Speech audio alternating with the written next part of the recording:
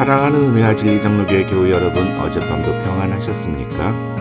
오늘도 아무리 작은 죄라도 가볍게 여기지 않고 늘 하나님 앞에서 진지한 신앙인의 태도를 가지며 살아가는 저와 여러분이 되시기를 주님의 이름으로 축원합니다. 오늘 새벽에 만나 본문은 출애굽기 21장 1절 한 절만 읽겠습니다. 출애굽기 21장 1절을 제가 읽어드리겠습니다. 네가 백성 앞에 세울 법규는 이러하니라.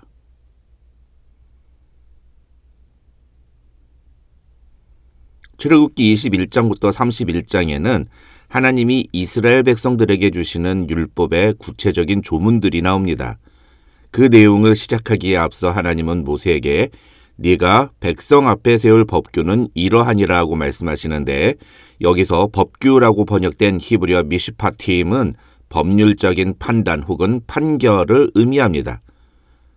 출애굽기 21장부터 31장은 21장부터 23장 그리고 25장부터 31장 이렇게 둘로 구분이 가능합니다. 그 중에 21장부터 23장에는 우리가 지난주에 다룬 20장 22절에서 26절에 기록된 제단에 관한 법규를 포함하여 총 10가지 법규들이 기록되어 있습니다. 대부분의 한글 성경은 그 10가지 법규를 친절하게 성경 본문 앞에 파란색 제목으로 소개하고 있습니다. 이 10가지 법규의 내용들을 자세히 다루기 전에 오늘 저는 먼저 율법에 대한 이론적인 배경을 말씀드리고 싶습니다. 왜냐하면 사실 우리가 앞으로 다룰 율법의 내용들 중에는 현대 사회에서는 적용이 불가능한 그런 내용들이 적지 않기 때문입니다.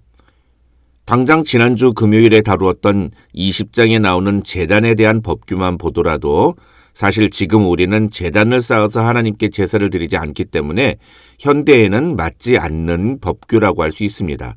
그렇다면 그런 법은 그냥 지키지 않으면 되는 걸까요?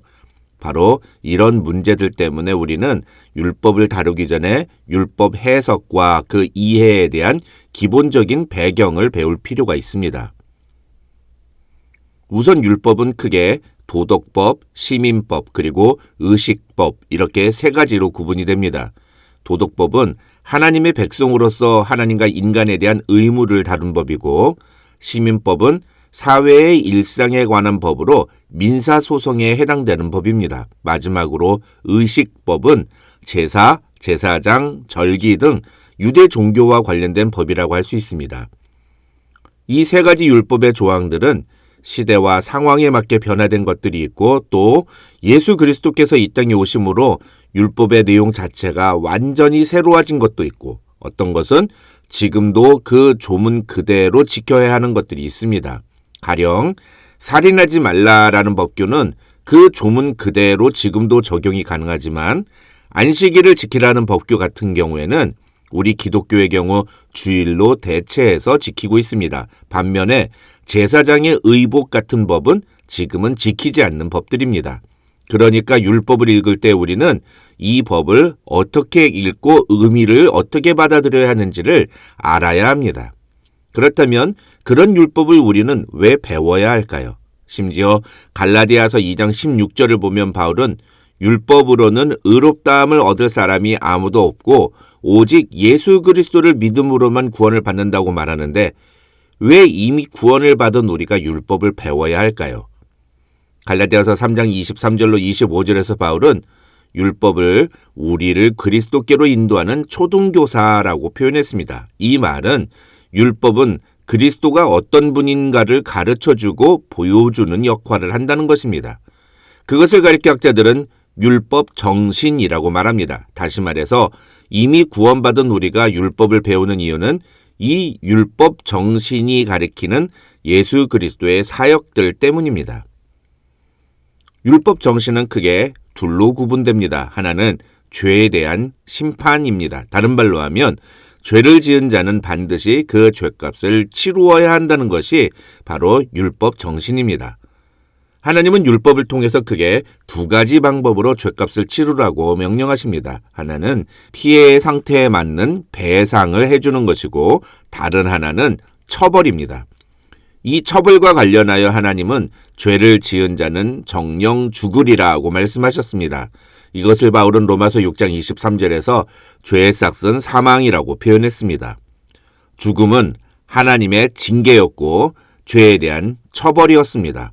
그래서 하나님은 죄를 회개하고 용서를 구하는 제사를 드릴 때마다 희생 제물을 죽여서 그 피를 제물로 바치도록 했습니다. 또 다른 율법 정신은 바로 사회적 약자에 대한 배려입니다.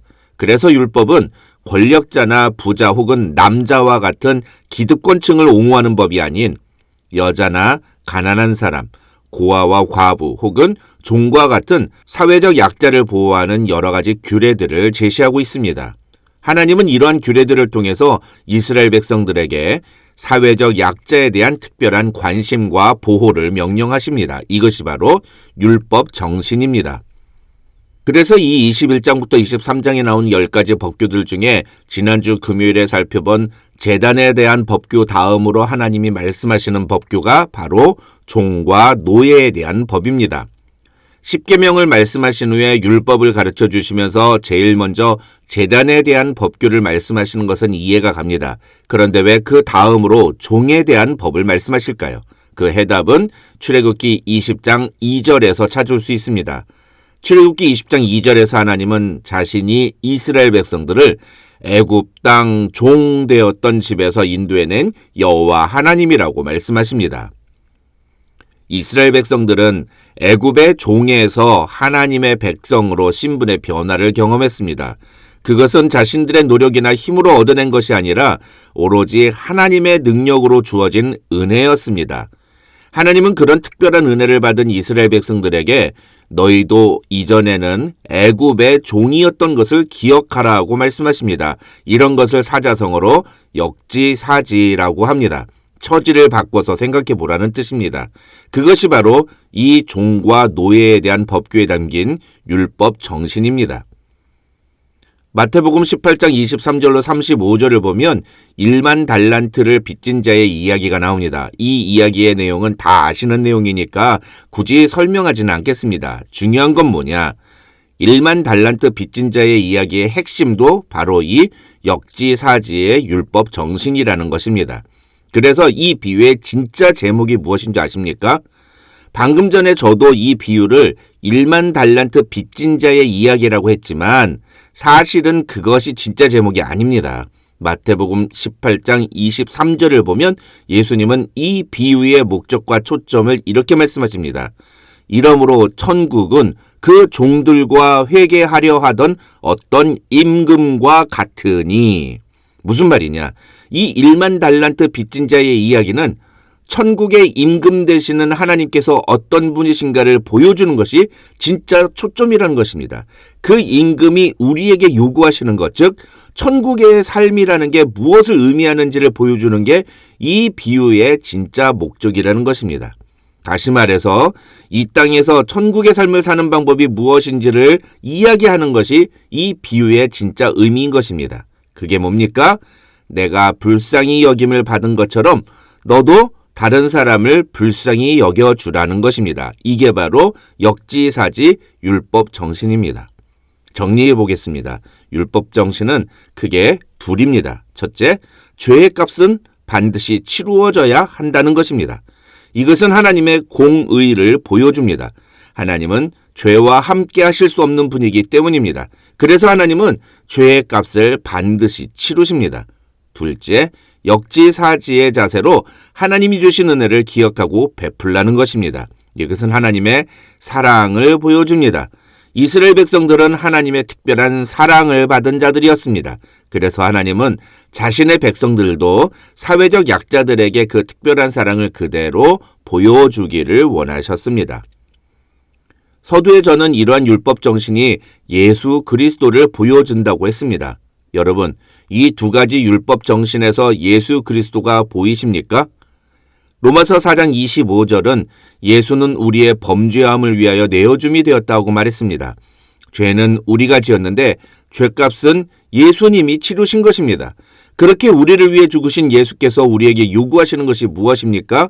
사도 바울은 그것을 고린도후서 5장 15절에서 이렇게 말합니다. 저가 모든 사람을 대신하여 죽으심은 산 자들로 하여금 다시는 저희 자신을 위하여 살지 않고 오직 저희를 대신하여 죽었다가 다시 사신 자를 위하여 살게 하려 함이니라. 우리의 죄값을 대신 치르기 위해 십자가에 달려 죽으신 예수께서 우리에게 요구하시는 것은 이제는 우리 자신을 위해 사는 것이 아니라 우리를 위해 죽으신 예수 그리스도를 위해 살라는 것입니다. 그것이 은혜를 아는 자의 바른 자세입니다. 죄 지은 자는 반드시 처벌한다는 율법 정신에 따라 모든 죄인은 다 죽음이라는 징벌을 받게 되었습니다. 그러나 예수님은 우리가 받아야 할 그 모든 죄의 징계를 대신 받으셨습니다.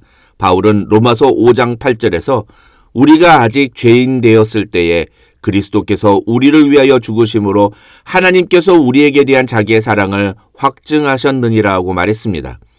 예수께서 우리의 죄값을 치르기 위해 십자가에 죽으셨음을 우리가 인정한다면, 그래서 우리가 얼마나 큰 은혜를 받았는지, 우리가 얼마나 큰 사랑을 받았는지를 기억한다면 우리도 역지사지의 정신으로 세상에서 소외되고 힘없는 연약한 자들에게 그 사랑을 전해주는 것이 마땅합니다. 그것을 위해 우리가 율법을 배워야 합니다. 오늘날 세상은 돈의 가치대로 살아갑니다. 무엇이 더 내게 유리한가를 따집니다. 오죽하면 유전무죄, 무전유죄라는 말까지 나오고 있습니다. 그러다 보니 하나님께서 율법 정신으로 우리에게 주신 사랑과 공의가 무너지고, 아니 오히려 공의를 보여줘야 할 곳에서 사랑을 말하고 사랑을 실천해야 할 대상에게 공의라는 이름으로 폭력을 행사합니다. 앞으로 우리는 율법을 다루게 될 것입니다. 이 율법의 조문들을 다루면서 저는 우리가 이 율법 정신을 과연 얼마나 품고 살고 있는지를 돌아보았으면 좋겠습니다. 우리는 과연 나의 죄를 대신하여 죽으신 예수님을 기억하며 살고 있습니까?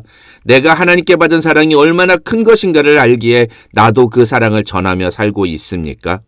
오늘 하루 그렇게 복음을 따라 율법 정신을 지키며 살아가는 저와 여러분이 되시기를 주님의 이름으로 축원합니다.